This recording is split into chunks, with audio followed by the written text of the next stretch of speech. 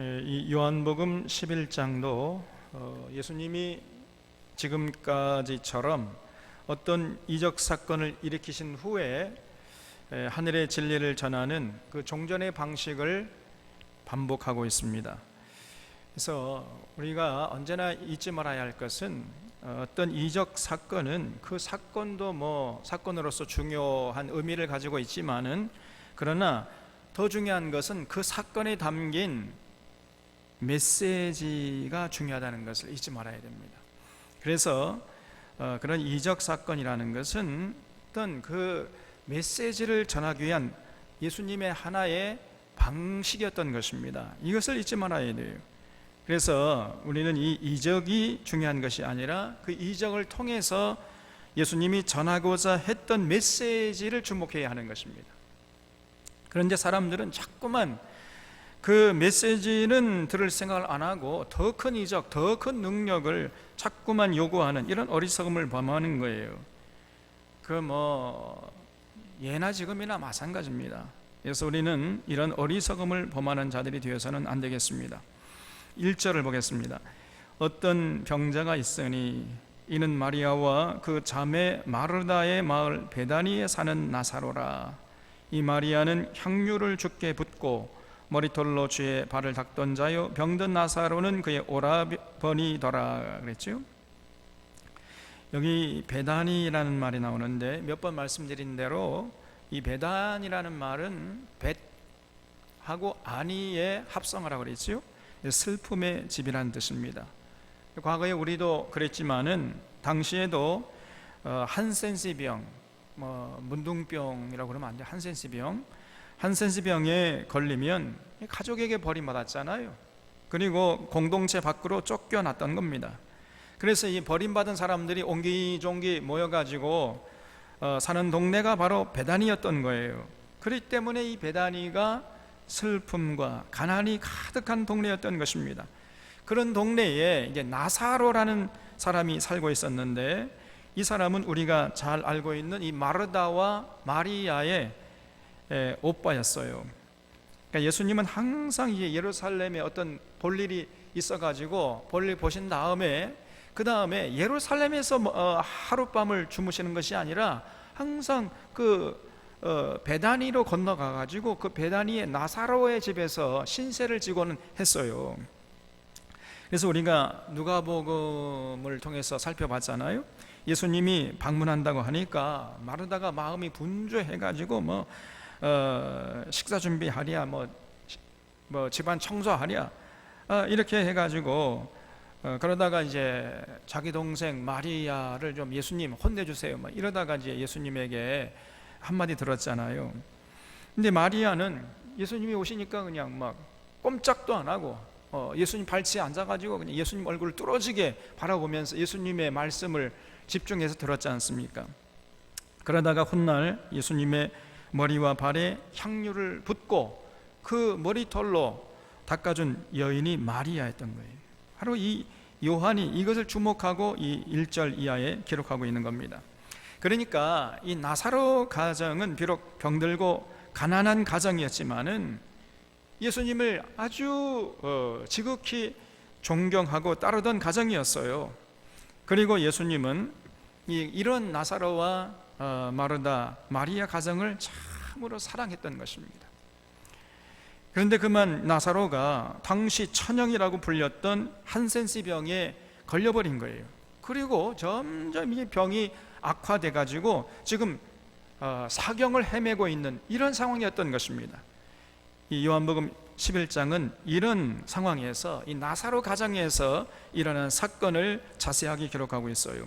3절에 이에 그 누이들이 예수께 사람을 보내어 이르되 주여 보시옵소서, 사랑하시는 자가 병들었나이다 하니 그랬죠.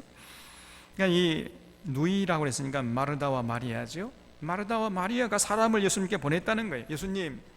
예수님이 사랑하시는 저 나사로, 우리 오라버니가 병들었습니다. 지금 죽게 생겼습니다. 그러니 빨리 오셔가지고 죽은 자도 살리시는 그 능력으로 제 오라버니 좀 살려주시옵소서, 이렇게 부탁하는 것이죠. 그러니까 이 나사로의 병세가 아주 급격하게 나빠졌던 것으로 보여요. 그런데 예수님 보세요. 여기 4절에 예수께서 들으시고 이르시되 이 병은 죽을 병이 아니라 하나님의 영광을 위함이요 하나님의 아들이 이로 말미암아 영광을 받게 하려 함이라 하시더라 그랬어요. 지금 나사로가 죽어간다는 소식을 들으면서도 예수님이요 서두르는 기색이 전혀 없어요. 아니 빨리 신방을 가셔야 될 거 아닙니까?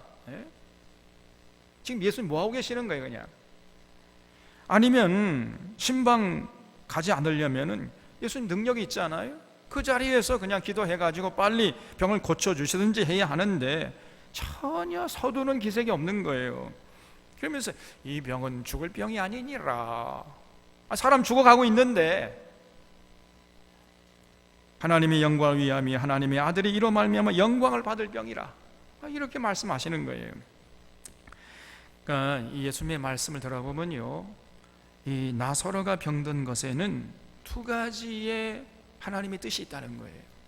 하나는 그렇게 가난한 집안에서 병들기까지 해가지고 사경을 헤매는 그 상황 속에서도 나사로가 하나님의 영광을 위해서 뭔가 할 일이 있다는 것입니다. 놀랍지 않습니까, 여러분? 그리고 또 하나는 나사로가 병들고 이렇게 죽어가는 것이 저주받은 결과가 아니라는 거예요. 오히려 그로 인해서 하나님의 아들이 영광을 받기 위한 병이라는 것입니다. 다시 말해서 나사로의 병은요 예수님의 영광을 드러나게 하는 하나의 도구로서의 병이라는 거예요. 당시 아무도 낫지 못한다고 철석같이 믿고 있던 이 불치병을 예수님이 이제 고쳐주시면 사람들이 예수님을 주목할 건 아닙니까? 그리고 예수님에게 영광을 돌릴 거 아니냐는 거예요. 여러분 이 예수님의 말씀을 우리가 마음판에 꼭 새겨야 됩니다. 나사로같이 그렇게 사망은 음침한 골짜기에 서성이는 사람이라 할지라도 하나님의 영광을 위해 할 일이 있다 말이죠. 그렇다면은 우리들은 뭐 사망의 음침한 골짜기로 지나지도 않잖아요. 그러니 우리는 더더욱 할 일이 많이 있지 않겠습니까? 지금 병들어서 죽을 판인 나사로도 하나님의 영광을 위해 할 일이 뭔가 있다는데 하물며 우리들은요 하나님의 영광을 위해서 할 일이 얼마나 많이 있지 않겠습니까? 그래서 우리 모두는 가장 어려울 때라도 하나님의 영광을 위해서 일할 수 있는 충분한 시간과 기회가 있다는 것을 잊지 마셔야 돼요. 그리고 혹시 우리 중에 나는 참 불행하다, 나는 되는 것도 없고 우리 가정은 왜 이렇게 어려움이 많으냐, 이렇게 생각하는 분이 있다면 빨리 생각을 고쳐 먹어야 돼요. 우리가 좀 세상적으로 불행하다 할지라도 여러분 결코 저주받은 자들이 아니고 하나님께 버림받은 자들이 아니에요. 그건 우리 생각이지 절대로 하나님께 버림받은 자들이 아니고 절대로 저주받은 가정이 아닙니다. 아니 오히려 그때 그 시점이 바로 예수님에게 영광을 돌리는 기회라는 것을 잊지 마시기를 바랍니다. 오히려 그런 상황에서 예수님을 잘 믿게 되면요 예수님께 큰 영광을 돌리는 가정이 되는 거예요. 뭐 잘 먹고 잘 살고 편한 가정에서 예수 믿는 그런 가정보다 어렵고 힘들고 감당할 수 없는 그런 어떤 불행스러운 일이 찾아올 때 그때 거기서 예수 잘 믿는 가정이라 한다면요 정말 예수님의 큰 영광을 돌리지 않겠습니까? 늘 이것을 잊지 말아야 됩니다. 5절에 예수께서 본래 마르다와 그 동생과 나사로를 사랑하시더니 그랬지요. 이 말을 들으면요 뭔가 좀 깨림직해요. 아니 도대체 예수님이 그 마르다와 그 동생 나사로를 사랑했다고 하는데 도대체 뭘 어떻게 사랑한 것입니까?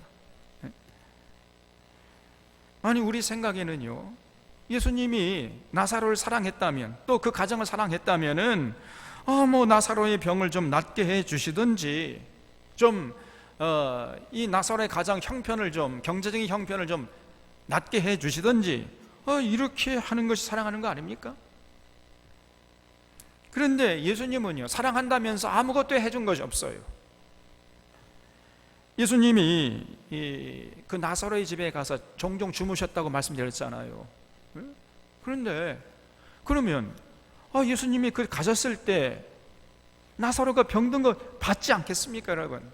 그리고 그 가장 형편이 어렵다는 것을 보지 않았겠어요? 두 눈으로 똑똑히. 그런데 예수님은 아무 일도 안 하시고 그냥 주무시고 그냥 나오셨어요. 병도 안 고쳐주고 좀 살림살이 좀 풍족하게 해주지도 않고 말이에요. 그래 놓고 사랑한다는 거예요.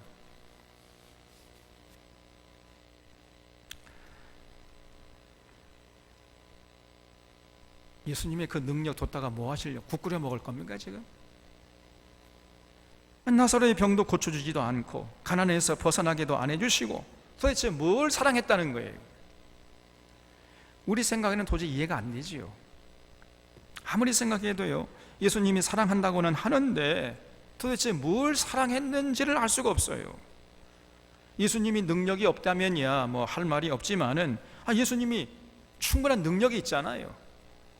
그 능력을 가지고 뭐 날 때부터 맹인된 자, 날 때부터 안진뱅이, 각색 병든 자들, 귀신 들린 자들 할 것 없이 그냥 너나 나나 다 고쳐 주셨음에도 불구하고 정작 사랑한다는 나사로 가정에는 하나도 안 해주셨어요. 그래 놓고는 사랑한대요. 도대체 뭘 사랑한 거예요? 이 구절 읽으면요, 그런 마음이 들어요. 그래서 우리는 사랑하면은 뭔가 값진 것을 해주고 굉장한 것을 해줘야 그것이 사랑하는 것이라고 생각하기 때문에 그래요. 근데 예수님의 사랑에 대한 생각은 좀 달랐던 것 같습니다. 예수님에게 사랑이 뭐냐 한번 물어보세요, 나중에. 그럼 예수님이 뭐라고 대답하겠습니까? 사랑은 뭐냐? 눈물의 씨앗이냐? 그것이 아니고 사랑은 뭐냐? 여러분, 함께 있어주는 것이라는 거예요. 사랑은 함께 있어주는 것이다. 이것이 사랑입니다. 예수님이 나사로 집에 오셔서 거기에 계시는 것, 이것이 사랑이에요. 예수님 자체가 사랑입니다. 예수님 자체가 선물이에요. 또 다른 사람들은요, 누구 한 사람 그 가난하고 병든 나사로 가정에 가기를 꺼려 했어요. 좋아하는 사람 한 사람도 없었습니다. 다 나사로 가정, 저 불행한 가정 다 외면했어요.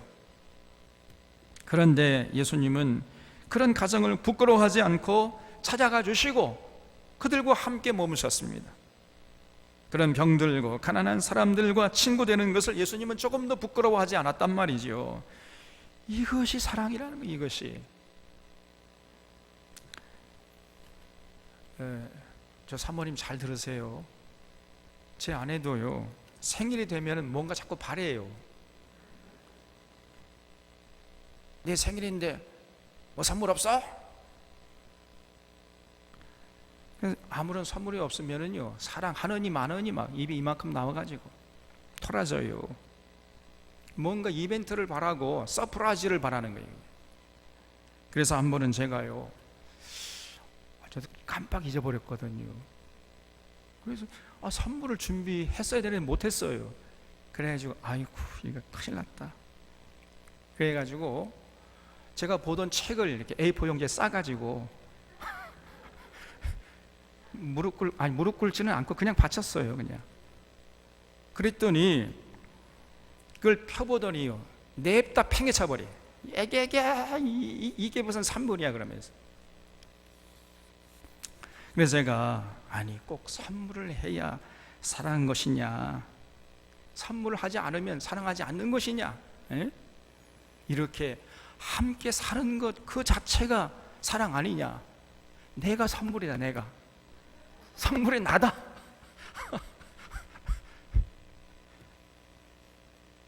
그러면요, 이래요. 또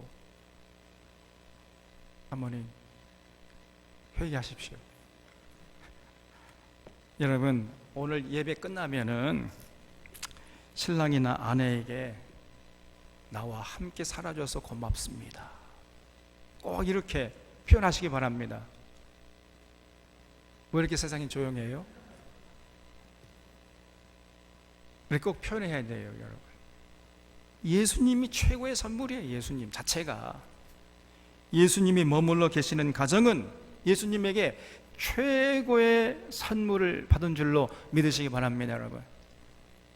어쨌든 예수님은 이렇게 나사로 가정을 참 많이 사랑하셨어요. 그런데 6절에 나사로가 병들었다 함을 들으시고 그 계시던 곳에 이틀을 더 유하셨어요. 그냥. 아니, 나사로가 지금 병들어 죽어가고 있는데 그 소식을 듣고서도 이번에는 이틀이나 가보지 않았다는 거예요. 예수님이 무슨 특별히 바쁜 일도 없었어요, 보니까. 그런데 가지 않고 미적거리고 있었다니까요. 그러니까 이 마르다와 마리아가요, 얼마나 애가 타겠습니까? 그 이틀이라는 시간은 나사로가 죽음의 강을 건너가고 있는 시간이었고, 이 마르다와 마리아에게는요, 과연 예수님이 우리 가정을 사랑하시냐 마시냐, 이렇게 회의를 품기에 충분한 시간이었어요. 그런데 예수님은요, 그러거나 말거나 그냥 한가롭게 이틀씩이나 움직이지 않았어요. 왜 그렇겠습니까? 예수님은요, 아무리 급한 사정이 있어도 절대로 하나님의 때가 아니면 움직이지 않았습니다. 정확하게 하나님의 때가 되어야 움직이시는 분이 예수님이셨어요. 형편대로 움직이는 예수님이 아니었습니다. 우리는 그저 되는 대로, 형편대로, 가능하면 빨리 이렇게 움직이는데, 그런데 예수님은 그렇게 하지 않는 거예요. 그래서 요한복음에 보면요, 아직 때가 이르지 않았다, 이런 말이 아주 계속 반복되는 것을 볼 수 있어요. 사도 요한이 이런 예수님의 행동을 자세히 면밀히 예수님의 행동은 항상 하나님의 때를 맞춰서 하시는구나, 이거를 깨닫고 때가 아직 이르지 아니하니라, 이런 말씀을 계속 기록해 놓은 것을 볼 수 있어요. 그러니까 이 예수님의 때와 우리가 생각하는 때가 좀 달라요. 이게 문제인 것입니다. 그래서 우리에게 필요한 것은 항상 소망 가운데 인내하는 거예요. 인내. 왜냐하면 우리가 생각하는 때와 하나님의 때, 예수님의 때가 다르기 때문에 우리에게 정말 필요한 것은 소망 가운데 인내하는 것입니다. 7절에 보면 그 후에 제자들에게 이르시되 유대로 다시 가자 하시니 제자들이 말하되 랍비여, 방금도 유대인들이 돌로 치려 했는데 또 그리로 가시려 하나이까 그랬어요. 여기 유대로 다시 가자 할 때 이 유대는요, 예루살렘을 의미해요. 예루살렘 근방을. 그리고 이 예루살렘에서 멀지 않은 곳에 베다니가 있는 것입니다. 그래서 저도 거기 가봤는데 예루살렘과 베다니는요 아주 붙어 있어요. 기드론 골짜기를 사이에 두고 기드론 골짜기만 건너가면 예루살렘, 또 건너오면 또 베다니, 아주 가까운 곳에 있습니다, 여러분. 그러니까 유대로 가자는 것은 베다니로 가자는 말이었던 거예요. 그런데 제자들은 유대로 가자 하니까 아주 달가워하지 않았어요. 아니, 예루살렘을 가자고요? 이렇게 오해한 것입니다. 그 예루살렘 가면은 유대인들이 지금 두 눈 부릅뜨고 죽이려고 하는데 거기에 또 가시려고 그래요? 이렇게 이제 반문한 것입니다. 그러자 9절에 예수께서 대답하시되 낮이 12시간이 아니냐, 사람이 낮에 다니면 이 세상이 빛을 몸으로 실족하지 아니하고 밤에 다니면 빛이 그 사람 안에 없는 거로 실족하느니라. 이 말씀을 하신 후에 또 이르시되 우리 친구 나사로가 잠들었도다. 그러나 내가 깨우러 가노라. 제자들이 이르되 주여 잠들었으면 낫겠나이다 하더라 그랬죠. 그러니까 예수님의 말씀인지 지금은 낮이기 때문에 일할 때라는 거예요. 그러니까 아무리 어렵고 힘들더라도 이제 우리가 베다니로 가야 한다는 것입니다. 가서 잠든 나사로를 깨워야 한다고 하니까 제자들이 또 오해를 했어요. 아니 주여, 나사로가 잠들었으면은 조금 후에 깨지 않겠습니까? 예? 그런데 뭘 굳이 깨우려고 합니까? 이렇게 이제 말한 거예요. 그러니까 13절에 예수는 그의 죽음을 가리켜 말씀하신 것이나 그들은 잠들어 쉬는 것을 가리켜 말씀하심인 줄 생각하는지라. 이 예수께서 밝히시되 나사로가 죽었느니라 그랬어요. 그러면 15절에 내가 거기 있지 아니한 것을 너희를 위하여 기뻐하노니 이는 너희로 믿게 하려 함이라. 그러나 그에게로 가자 하시니 디두모라 하는 도마가 다른 제자들에게 말하되 우리도 주와 함께 죽으러 가자 하니라 그랬어요. 그러니까 또 도마가요 예수님의 말씀을 오해했어요.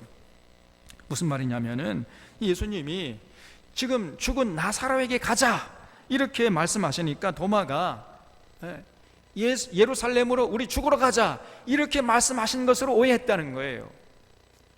여러분요, 이게 오해가 모든 어떤 문제의 원인 아닙니까? 오해를 잘했어요. 그러니까 예수님이 유대로 가자 하니까 예루살렘으로 가자는 줄 알고, 그런 게 아니거든. 베다니로 가자고 한 건데 예루살렘으로 가자고 한 건 줄 알고, 그리고 죽은 나사로에게 가자 하니까 나사로에게 가자 하니까 우리도 죽으러 가자 이렇게 또 오해를 해요. 그러면서 아니 유대로 가면은 저 바리새인들이 우리를 돌로 쳐 죽이려고 할 텐데, 전에는 그래도 다행하게 어떻게 요행스럽게 살아나왔지만은 이제 다시 가면은 반드시 저들이 우리를 잡아 죽일 텐데, 이렇게 생각하거든요. 그래도 예수님이 죽으러 가자고 하니까 뭐 죽을 각오를 하고 예수님을 따라서 우리도 주와 함께 죽으러 가자 이렇게 얘기하는 거예요. 이 도마가 오해 충만했죠. 오해. 예수님 말씀을 제대로 이해를 못하는 거예요. 그건 제자들도 이 정도였으니요, 일반 사람들이 뭐 오해하는 것은 충분히 가능했겠지요. 오죽했겠습니까? 17절에 예수께서 와서 보시니 나사로가 무덤에 있은지 이미 나흘이라 그랬어요. 그러니까 소식을 들은 지 이틀을 더 머물러 있다가 또 다음 날 떠났으니까 하루 걸렸을 거, 그래가지고 3일째 되는 날 나사로의 무덤에 도착했다는 거죠. 28절에 베다니는 예루살렘에서 가깝기가 한 오리쯤 되매 많은 유대인이 마르다와 마리아에게 그 오라버니의 일로 위문하러 갔더니 그랬죠. 그래서 아까 말씀드린 대로 이 베다니하고 예루살렘은요 거리가 오리 정도 됐다 그랬어요. 오리. 여러분 오리면 키로수로 하면은 몇 킬로입니까? 예? 2킬로죠. 심리가 4킬로니까 오리면은 2킬로 아닙니까? 그 2킬로 정도는요 우리 성인의 걸음으로 30분이면 갈 수 있는 거리예요. 30분이면 넉리 갈 수 있습니다. 그러니까 아주 가까운 것이에요. 그래서 거기 가보니까 나사로가 이미 죽은 지 사흘이나 되었고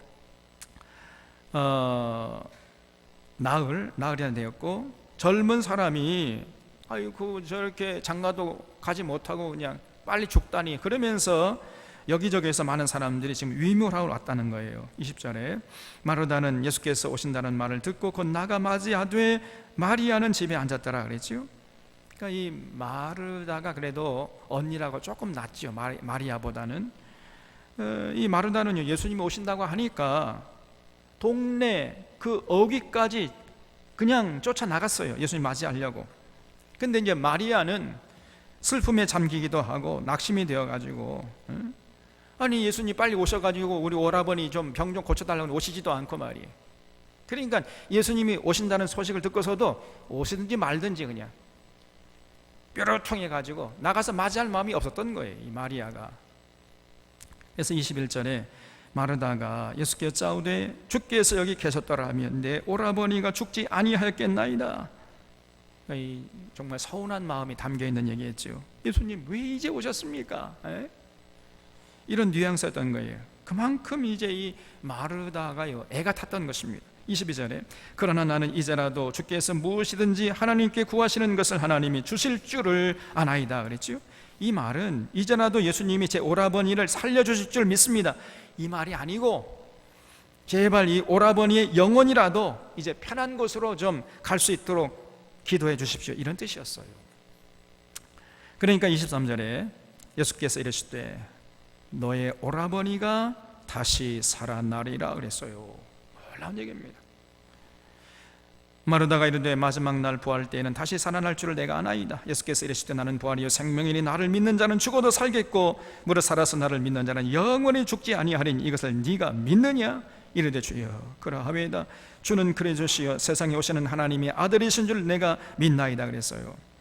이 마르다가요 아주 정확하게 고백한 것입니다. 여러분 우리가 이 땅에 살다가 언젠가는 육체가 무너지지요. 그러나 우리 믿는 자들은 그 육체가 무너진다고 해가지고 그것으로 끝이 아니라는 것입니다. 그 생명이 끝나는 것이 아니라 우리 주님이 재림하실 때 마지막 나팔이 울려 퍼질 때 신령한 몸, 하늘의 몸, 그 영광스러운 몸을 입고 부활해서 그때 주님과 함께 영원히 살 것이에요. 지금 예수님께서 이것을 강조한 것이고 마르다가 거기에 제대로 응답한 거예요. 여러분, 이런 마르다의 고백을 우리도 이어받아야 되겠습니다. 정말 우리가 예수를 믿을 바에는 정말 제대로 잘 믿어야 돼요. 왜냐하면 바로 거기에 우리의 영원한 삶이 달려있기 때문입니다.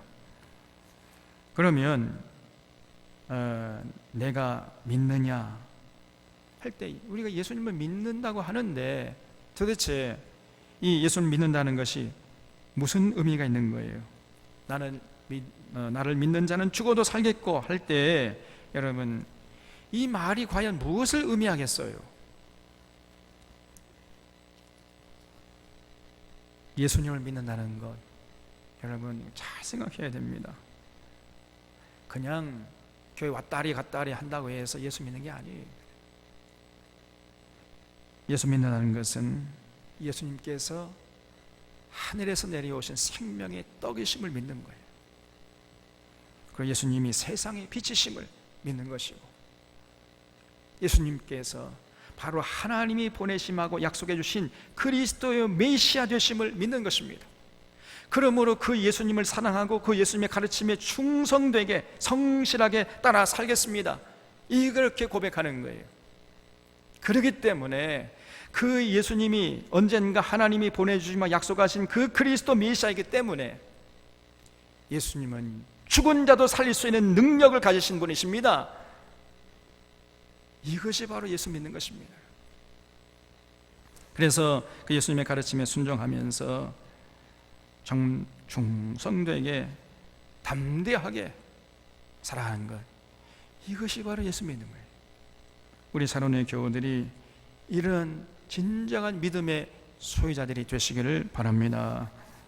그런데 마르다는요, 물론 우리가 마지막 때에 다시 부활해가지고 주님과 함께 참 영원한 생명을 누릴 줄 제가 믿습니다, 이렇게 고백한 것까지는 참 잘했는데, 예수님이 지금 당장이라도 죽은 나사로를 살릴 수 있는 능력의 소유자라는 것은 그런 믿지 않았던 거예요. 거기까지는 생각이 미치지 못했던 거예요.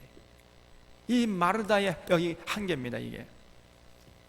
그래서 이 마르다는 나사로가 지금 당장 눈앞에서 살아날 줄을 꿈에도 생각하지 않고 있었던 거예요.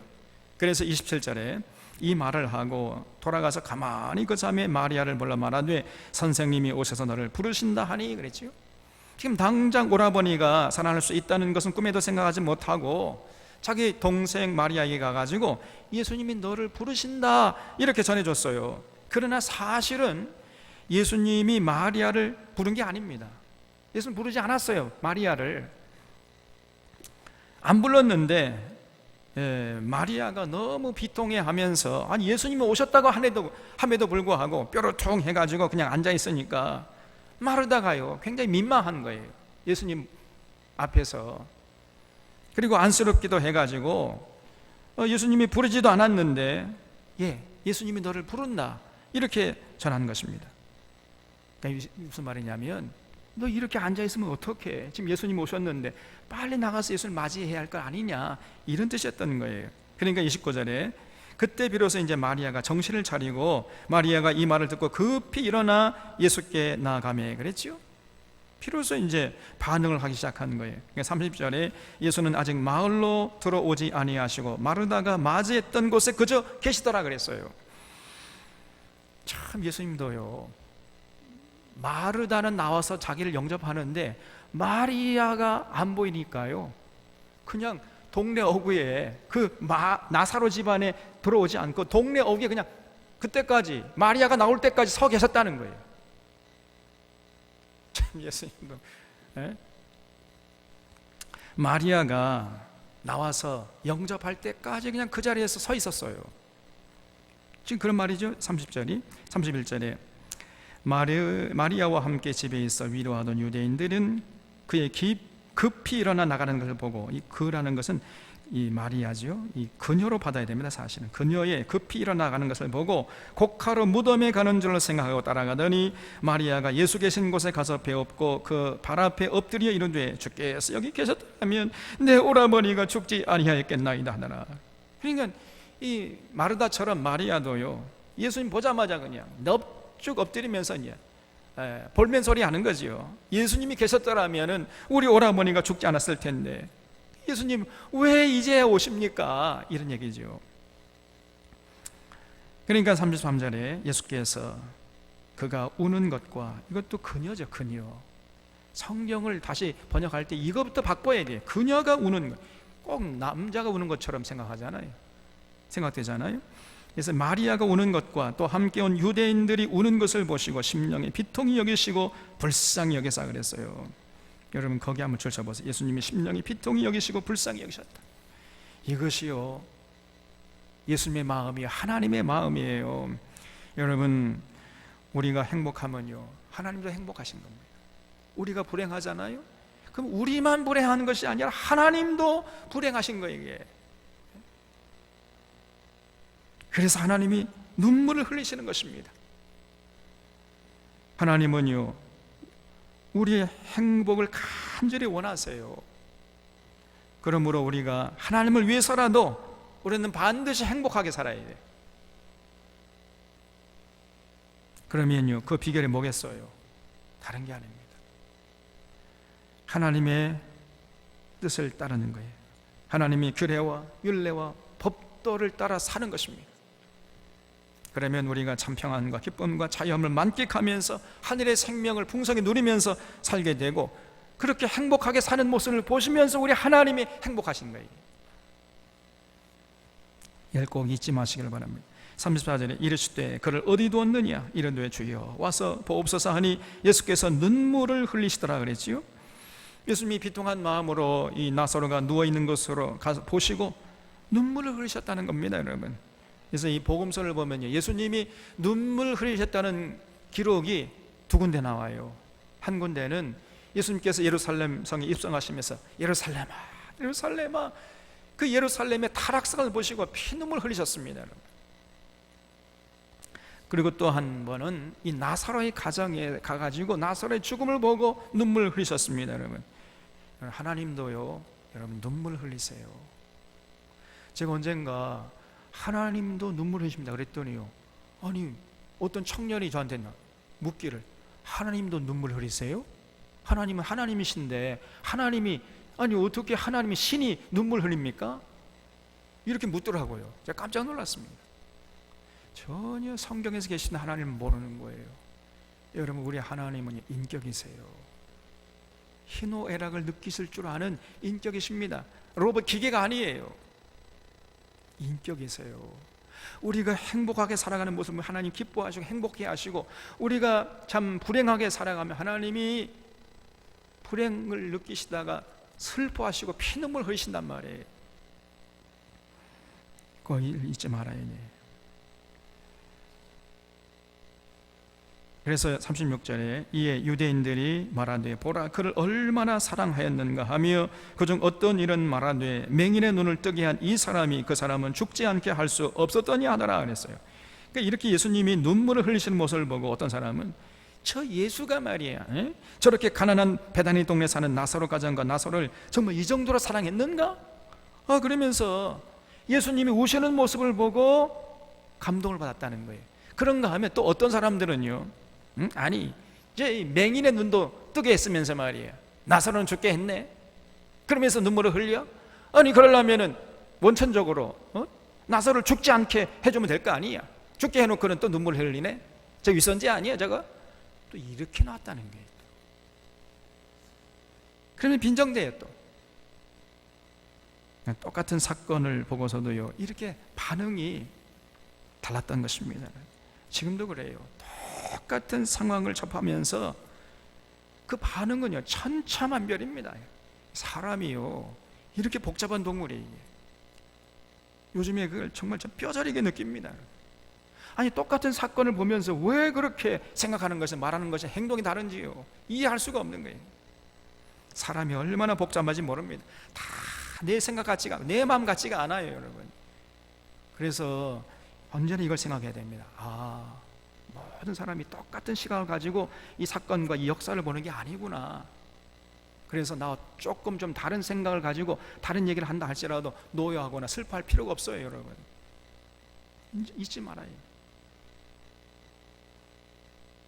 그러니까 예수님이 38절에 이에 예수께서 다시 속으로 비통히 여기시며 무덤에 가시니 무덤이 구리라. 돌로 막아 끈을 예수께서 이르시되 돌을 옮겨 놓으라 하시니 그 죽은 자의 누이 마르다가 이르되 주여 죽은 지가 나흘이 되었으며 벌써 냄새가 나나이다. 그래서 아니 죽은 지 나흘이 되어가지고 썩는 냄새가 진동하는데 예수님 뭘 어쩌시려고 돌을 옮기라고 하십니까?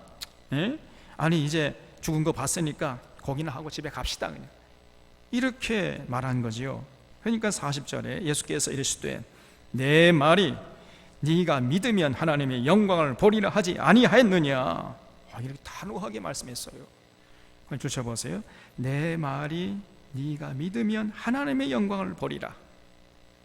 여러분, 정말 중요한 얘기예요. 우리가 뭘 믿어야 됩니다. 네가 믿어야 하나님의 영광을 보리라 그랬어요. 도대체 뭘 믿어야 하겠습니까? 우리가 예수님이 하늘에서 내려온 생명의 떡이요 세상의 빛이시요 하나님이 보내신 그리스도 메시아 되심을 믿어야 돼요. 그렇기 때문에 예수님에게 그 죽은 자도 살리시는 능력이 있음을 이걸 믿어야 되고 그걸 고백해야 된다, 그 말이에요. 그걸 믿고 고백하라. 예수님께서 그걸 말씀하신 것입니다. 그러할 때 그 믿음이 역사를 일으킨다는 겁니다. 믿게 되면 하나님의 영광을 보리라. 이걸 명심해야 됩니다. 우리는요 정반대예요. 아니 그러지 말고 우리 먼저 믿음을 강요하지 말고 먼저 영광을 보여주십시오. 그러면 믿겠나이다. 이렇게 나온다니까요. 우리의 우선순위와 예수님의 우선순위가 달라요. 예수님은 네가 믿으면 영광을 보리라 이렇게 나오시는데 우리는 영광을 보면 믿겠나이다 이렇게 나오는 거예요. 그러니까요 지금 예수님의 말씀인 즉슨 참된 신앙이 기적을 만들어낸다는 겁니다. 기적을 보고 참된 신앙이 생기는 게 아니고 진짜 참된 신앙이 기적을 만들어내는 이런 역사를 일으킨다는 거예요. 내가 믿으면 영광을 보리라. 기억할 수 있기를 바랍니다. 그래서 우리가 예수님이 하늘에서 내려온 생명의 떡이고 세상의 빛이시고 하나님이 보내신 그리스도 메시아심을 굳게 믿고 어떤 형편에 있다 할지라도 그분의 능력을 믿고 죽은 자도 살리시는 그 예수님의 능력을 믿고 담대하게 나가는 거예요. 이것이 주님을 믿는 것이고 그럴 때 하나님의 영광을 보게 될 것이라는 것입니다, 여러분. 그래서 마르다가 이제 아멘 그랬겠죠. 이 마르다에게 부족한 것이 바로 이 점이었어요. 영광을 보여주시면 제가 믿겠나이다. 아니야, 믿으면 네가 영광을 볼 거야. 이렇게 하는 예수님이 요구했어요. 그러니까 마르다가 거기에 이제 아멘 하니까 그러면서 돌을 옮겨 놓았던 거예요. 그러니까 이제 41절에 돌을 옮겨 놓으니 예수께서 눈을 들어 우러러 보시고 이르시되 아버지여 내 말을 들으신 것을 감사하나이다. 항상 내 말을 들으시는 줄을 내가 알았나이다. 그러나 이 말씀하옵는 것은 둘러선 무리를 위함이니 곧 아버지께서 나를 보내신 것을 저희로 믿게 하려 함이니이다. 이 말씀을 하시고 큰 소리로 나사로야 나오라 부르시니 죽은 자가 수족을 배로 동인 채로 나오는데 그 얼굴은 수건에 쌓였더라. 예수께서 이르시되 풀어 놓아 다니게 하라 하시니라 그랬어요. 참으로 놀라운 일이 벌어진 것입니다. 예수님이 하나님께 기도한 다음에 나사로야 나오라 하니까요 죽은 나사로가 죽어가지고 나흘이 지나가지고 여러분 나흘이 지나면요 시신은 다 부패되어 오면 썩는 냄새의 진동이에요. 제가 장례를 많이 주로 다 합니다. 지금 죽은 지 나흘이 지나가 썩은 냄새가 진동하는 이 나사로가 갑자기 몸이 움찔움찔 하더니요 시신을 돌돌 싼 배를 동인 채 그냥 걸어 나오는 겁니다. 그래도 잘 안 믿겨지죠. 정말 죽었다가 다시 살아나는 놀라운 역사가 일어나는 거예요. 둘 중에 하나를 해야 됩니다. 성경의 이 기록을 믿지 않든지, 만약에 믿는다면 예수님의 능력을 믿든지 둘 중에 하나 하셔야 돼요. 그러니까 사람들이 그것을 보고 얼마나 놀랐겠습니까?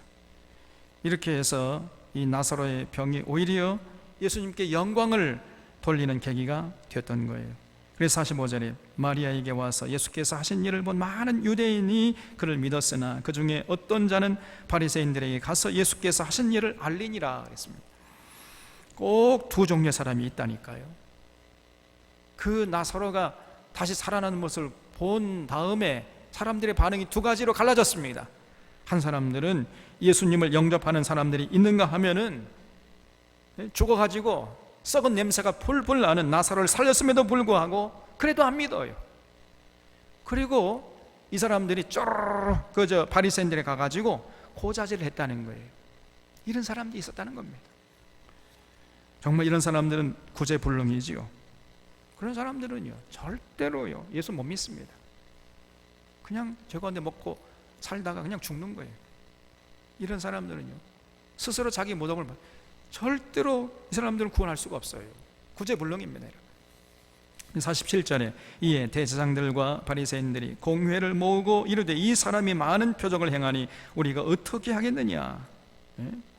어떻게 하기는 어떻게 합니까? 믿으면 되는데. 그런데 안 믿어요.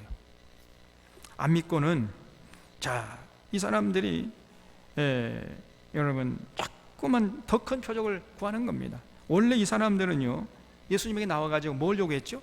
당신이 하늘에서 내려오는 표적을 우리에게 보여주면은 우리가 믿겠다, 이렇게 요구하던 사람들이었어요. 이 사람들이 원래. 그런데 그러니까 예수님의 표적을 보여주니까 믿기는커녕 오히려 죽이려고 덤벼들었던 겁니다. 그러니까 여러분 아무리 진리를 들려줘도 들을 마음이 없는 사람은요 아무리 큰 기적을 봐도 절대로 믿지 않습니다. 못 믿어요. 그래서 이 사람들은 예수님은 정말 전혀 믿지 못하겠고, 그러면 이제 어쩌면 좋지? 이렇게 해서 모였던 거예요. 대책을 세우는데 48절에 만일 그를 이대로 두면 모든 사람이 그를 믿을 것이요 그리고 로마인들이 와서 우리 땅과 우리 민족을 빼앗아 가리라, 이렇게 나온 겁니다. 여러분 이것이 바로 예나 지금이나 거짓된 자들의 거짓 논리예요. 예수님을 놔두면 모든 사람이 이제 예수를 믿게 될 것이고, 그리고 로마인들이 와서 우리 땅과 우리 민족을 빼앗을 것이다. 그러면 우리는 이제 누리던 모든 기독권을 빼앗기고 찬밥 신세가 될 게 아니냐, 이런 말도 안 되는 어거지 해괴망측한 논리를 들이댄 것입니다. 너무나 논리의 비약이잖아요. 그러니까 이들은요 이것이 진리냐 아니냐를 따지는 것이 아니라 과연 내 기득권을 유지할 수 있느냐 못하느냐, 언제나 이런 차원에서 생각하고 말하고 행동했던 거예요. 하나님을 따른다는 사람들이 이러했던 것입니다. 참으로 가증한 자들이지요. 여러분 오늘날 우리들도 정말 조심해야 됩니다. 늘 우리 자신을 돌아봐야 돼. 잘 된다, 복 준다, 이런 차원으로 살아가는 사람하고 무엇이 참이냐 거짓이냐, 그래서 진리를 따르려고 하는 사람들하고는요 하늘과 땅만큼 차이가 나는 것입니다. 이게 똑같은 삶이 아니에요. 49절에 그 중에 한 사람 그해 대제사장인 가야바가 그들에게 말하되 너희가 아무것도 알지 못하는도다. 한 사람이 백성을 위하여 죽어서 온 민족이 망하지 않게 되는 것이 너희에게 유익한 줄 생각하지 아니하는도다 하였으니 이 말은 스스로 함이 아니요 그 해의 대제사장이므로 예수께서 그 민족을 위하시고 또 그 민족만 위할 뿐 아니라 흩어진 하나님의 자녀를 모아 하나가 되게 하기 위하여 죽으실 것을 미리 말함이라라 그랬죠. 이 당시에 대제사장이었던 가야바가 한마디 한 거지요. 여러분 한 사람이 죽어서 모든 사람이 살게 되면은 또 망하지 않게 되면 그 유익한 거 아닙니까? 그러니 무슨 말이에요? 저 예수를 빨리 제거해야 된다는 것입니다. 당시 대제사장이라는 사람이 이 얼마나 사악한 자요, 거짓된 자입니까 여러분? 그런데 중요한 것은 사도 요한이 볼 때에 이 가야바가 악의적으로 말하기는 했지만 결과적으로는 예수님의 십자가의 죽으심을 미리 말하는 꼴이 되었다는 거예요. 지금 그 얘기가 그 해석까지 지금 이 사도 요한이 요한복음에 기록해 놓고 있어요. 53절에 이날부터는 그들이 예수를 죽이려고 모의하니라 그랬어요. 이렇게 해서 이제 이때부터 본격적으로 예수님을 죽이려고 이 사람들이 이제 모의하기 시작했다는 겁니다. 그러니까 원래는요, 6월절이 지난 다음에 예수님을 죽여도 죽이려고 그랬어요. 왜냐하면은 예수님을 섣불리 건드렸다가는 그 6월절에 수많은 사람들이 전 세계에서 예루살렘에 몰려왔는데 자칫 잘못하면은 민중 폭동이 날 것이 우려돼 가지고 6월절에는 우리가 저 예수를 어떻게 하지 말자, 처음에 이렇게 나왔던 거거든요. 그런데 예수님이 막 죽었던 나사로 살리고, 조금 전에 지난주에 봤잖아요. 남에서부터 맹인된 자 막 그 눈을 고쳐주시고, 그러니까 많은 사람이 예수님을 주목하고, 저러다가는 전부 이 사람들이 예수 믿겠다, 이런 위기 의식을 느낀 겁니다, 이 사람들이. 그래서 6월절이 지나면 너무 늦게 되겠구나. 그래서 6월절이 지나고 예수님을 죽이려는 계획을 바꿔가지고 이제 본격적으로 예수님을 죽이려고 모의하기 시작했다는 것입니다. 그러니까 예수님이 죽은 나사로를 살리자마자 이들은 예수님을 죽이려고 덤벼들었던 거예요. 얼마나 아이러니입니까, 여러분? 얼마나 아이러니하냐고요. 그 생명을 살리시는 예수님을 보면서 이들은 오히려 그 생명을 살리시는 주인공이 예수님을 죽이려고 그래요. 이런 사람들이 당시에 종교 지도자들이었던 것입니다. 그래서 54절에 그러므로 예수께서 다시 유대인 가운데 드러나게 다니지 아니하시고 거기를 떠나 빈들 가까운 곳인 에브라임이라는 동네에 가서 제자들과 함께 거기 머무시느니라 그랬죠. 이 사실을 알고 예수님이 피신했다는 것이요. 예수님이 죽으셔도요, 아무 때나 죽으면 안 되는 거거든요. 왜냐하면 예수님은 반드시 6월절 어린 양으로 돌아가셔야 됐기 때문에 그때를 맞추기 위해서 예수님이 이제 피신해가지고 그 에브라임 동네 이렇게 이제 사람들의 눈을 피해가지고 도피했다는 겁니다. 55절에 유대인의 6월절이 가까우며 많은 사람이 자기를 성결케 하기 위하여 6월절 전에 시골에서 예루살렘으로 올라갔더니 그들이 예수를 찾으며 성전에 서서 서로 말하되 너희 생각에는 어떠하냐? 그가 명절에 오지 아니하겠느냐 하니 이는 대제사장들과 바리새인들이 누구든지 예수 있는 것을 알거든 신고하여 잡게 하라 명령하였음이라라 그랬지요. 그러니까 이 대제사장들이요, 예수님에 대해서 현상금을 내거는 것입니다. 내건 거예요. 이게 누구든지 예수 있는 것을 알려주면 보상하겠다, 이렇게 현상 수배를 한 거예요. 그러니까 사람들이요, 그 현상금에 눈이 멀어가지고 예수를 보기만 하면 예수를 잡아 죽이려고 이제 관가에 잡아가지고 끌고 가려고 눈에 불을 켜고 있었다는 것입니다. 얼마나 이 사악한 자들이에요. 당시에 이 대제사장들, 서기관들, 바리새인들, 율법학자들, 이런 사람들은요, 부활이요 생명이신 예수님과는 정반대의 삶을 살았습니다. 그래서 이 사람들이야말로 어둠의 세력들이요 죽음의 세력들이었어요. 그러나 예수님은요, 그런 사실을 다 아시면서도 뚜벅뚜벅 예루살렘 6월절에 올라가셔가지고 급기야는 6월절 어린 양으로 십자가에 못 박혀서 그들의 손에 죽으셨던 것입니다. 그래서 하나님의 뜻을 다 이루시고 하나님께 영광을 돌리셨던 거예요. 여러분, 오늘 이런 예수님을 우리 사랑하는 결혼의 교우들이 마음에 품을 수 있기를 바랍니다. 우리 기독교는요, 생명의 종교예요. 이 땅에 사는 동안 어떤 고난이 찾아올지라도 오히려 그 고난이 하나님께 영광을 돌리는 기회임을 잊지 말고, 아니 오히려 어려울 때 그러기 때문에 더 감사하고 하나님의 영광을 드러내는 삶이 될 수 있기를 바랍니다. 여러분, 예수님을 하늘에서 내려온 생명의 떡이고 하나님 보내신 그리스도요 메시아로 굳게 믿고 죽은 자도 살리시는 예수님의 그 능력을 굳게 믿고, 그렇기 때문에 예수님을 사랑하고 예수님의 가르침에 충실한 삶을 살아갈 수 있기를 바랍니다.